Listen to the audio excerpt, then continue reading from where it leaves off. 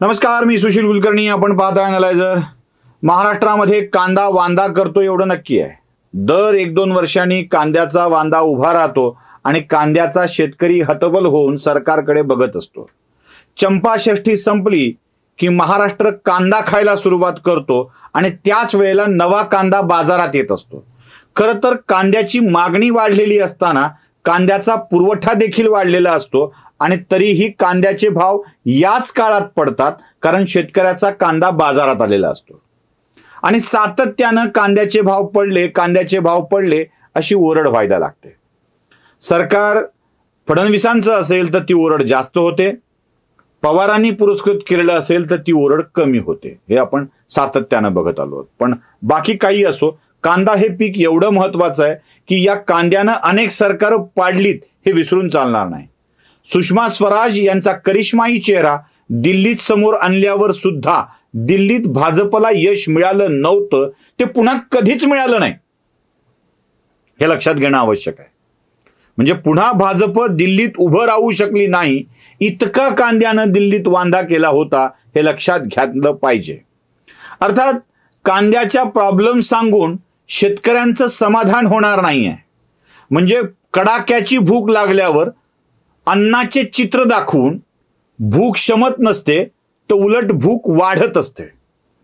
कांदा पिकवून सुद्धा पदरी पैसा पडत नाही म्हटल्यावर सरकारनं दिलेलं स्पष्टीकरण शेतकऱ्यांना पचणारं नसतं, उलट सरकारविषयीचा द्वेष वाढत जातो. म्हणजे मग कोणी सांगतं की पूर्वी 6च राज्य कांदा उत्पादन करत होते, आता 9 राज्यांमध्ये कांदा उत्पादन चालू आहे, त्यामुळं कांद्याचं उत्पादन वाढलंय, बाजारातली आवक वाढली आहे, त्यामुळं कांद्याचा भाव घसरलेला आहे. 1 नंबर 2, आंतरराष्ट्रीय बाजारामध्ये बांगलादेश, पाकिस्तान किंवा आपल्या शेजारच्या देशामध्ये कांदा आता आयात केला जात नाहीये, कारण कांदा आयात केला तर तेवढं परकीय चलन द्यावं लागेल. त्यांच्याकडे परकीय चलनाची गंगाजळी नाही आहे, त्यामुळं कांदा अवकच केला जाऊ नये असं तिथल्या सरकारला वाटलं, त्यामुळं भारतातील होणारी कांद्याची निर्यात बंद झाली आहे. ही कारणं ऐकायला पटायला छान आहेत, पण खिशातल्या पैशाची भूक भागवायला अजिबात चालत नसतात. त्यामुळं अशी लंगडी कारणं कुणी देऊ नयेत, अगदी सरकारने सुद्धा देऊ नयेत, कारण पैशाची रिप्लेसमेंट पैसाच असतो, दुसऱ्या कशाने होत नसते.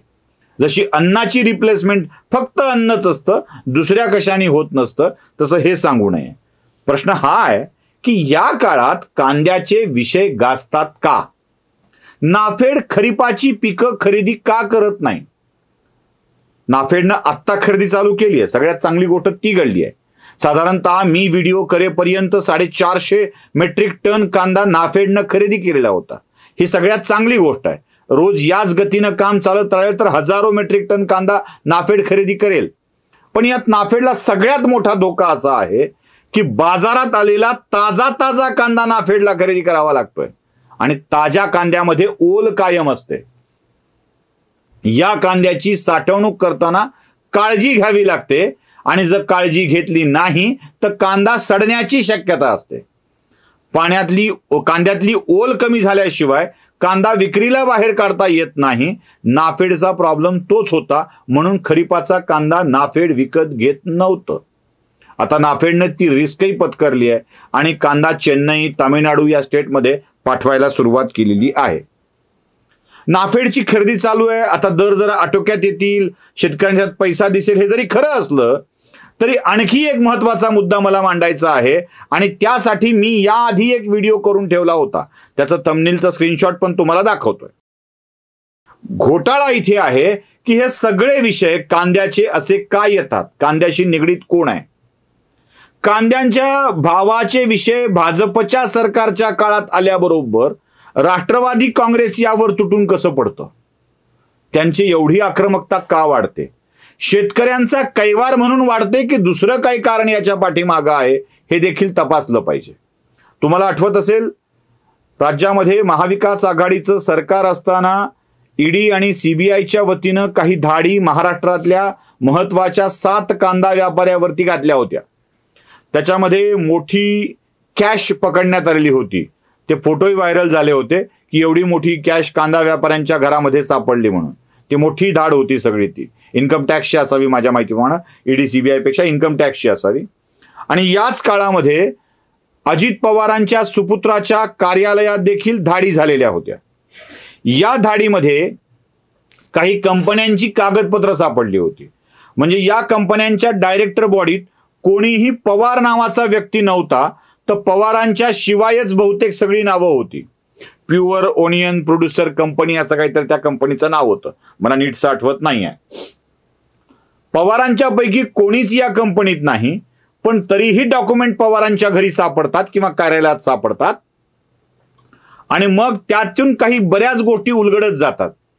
या उलगडत गेलेल्या गोष्टी अशा आहेत की याच्यामध्ये एक स्वीय सहाय्यक दर्जाचं काम करणारा माणूस जो या कंपनीचा डायरेक्टर आहे, आता त्या डायरेक्टर सोबतचे ज्यांचा स्वीय सहाय्यक होता त्यांची छायाचित्र मी दाखवतोय, ती बघून घ्या.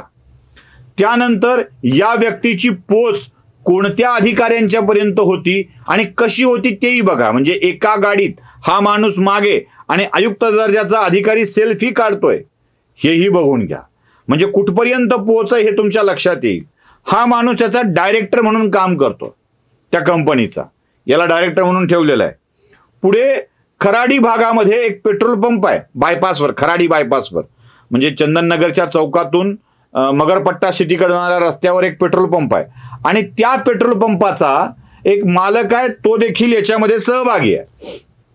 बराच उडपटांग गोष्टी झाल्या होत्या त्या काळामध्ये, त्या व्हिडिओत मी सगळं सांगितलंय.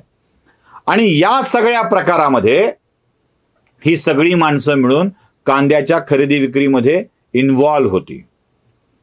भाव पडला, भाव पडला, भाव पडला अशी बोंबाबोंब करत कांदा खरेदी केला जातो आणि तोही शेतकऱ्यांच्याकडून कमीत कमी भावाने.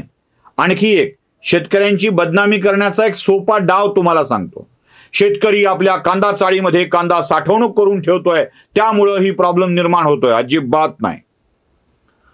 इथं जमिनीत पीक गाडल्याबरोबर आमच्या बापाच्या डोक्यावर कर्जाचं ओझं पडलेलं असतं. कधी पीक काढेल आणि कधी ते बाजार त्या पिकाला दाखवेल, त्याचे 4 पैसे घेईल आणि आमचे कर्जातून मोकळं होऊ ही धारणा असते.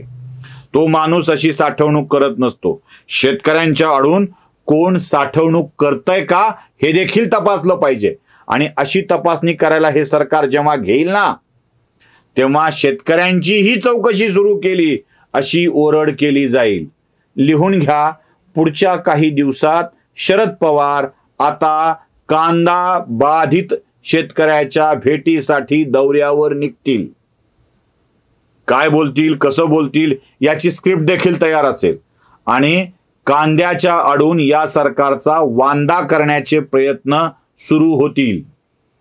खरंच शेतकरी अडचणीत असेल तर नाफेडची खरेदी त्याला दिलासा देईल, अन्यथा राष्ट्रवादी काँग्रेसच्याच कार्यकर्त्याकडून असे गोंधळ घातले जातात.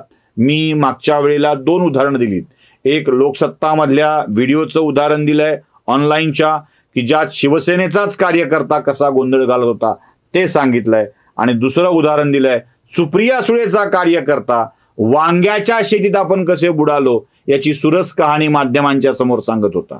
तसा राष्ट्रवादीचाच एखादा कार्यकर्ता शेतकऱ्याच्या वेशात येऊन अशीच कहाणी सांगेल, कारण त्या कहाणीतच त्यांचं यश दडलेलं आहे. त्यामुळे या कांद्याचा खरा वांदा कोणाचा होणार आहे ह्या सरकारने शोधून काढणं गरजेचं आहे. नाही तर सरकारचा वांदा झाला असं समजूनच घ्या.